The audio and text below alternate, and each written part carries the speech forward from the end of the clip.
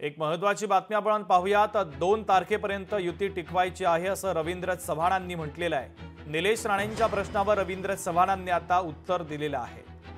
रवींद्र चव्हाणांचे कार्यकर्ते मालवणमध्ये पैसे वाटत असल्याचा आरोप निलेश राणेंनी केला होता।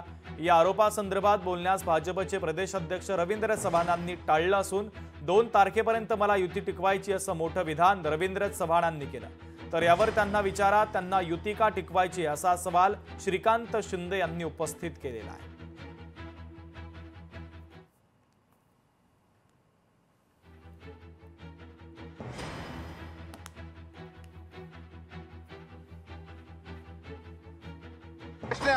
एक मिनिट थांबा जरा, एक मिनिट। 2 तारखेपर्यंत मला युती टिकवायची आहे, मी नंतर उत्तर देईन। हे खरं आहे का? पण निलेश राणे जे म्हणतात ते खरं आहे का? खोटं आहे। खोटं आहे का?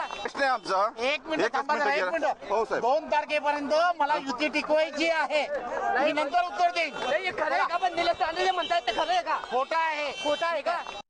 मित्र पक्षांनी जे आहे एकमेकांबद्दलचे बोलताना ताळतम्य बाळगलं पाहिजे। सगळ्यांनी एकमेकांबद्दलचं एक आचारसंहिता पाळली पाहिजे। इलेक्शन आता 2 महिने आहेत। इलेक्शन नंतर जे आहे केंद्रामध्ये पण युती आहे आणि राज्यामध्ये पण युती आहे। तर प्रत्येकाने प्रत्येक नेत्याला शिंदे साहेबांनी पण सांगितलेलं आहे, मुख्यमंत्री देवेंद्र फडणवीसजींनी पण सांगितलेलं आहे, जेव्हा प्रचार करत असतो जेव्हा खालच्या पातळीवरती प्रचार करू नये।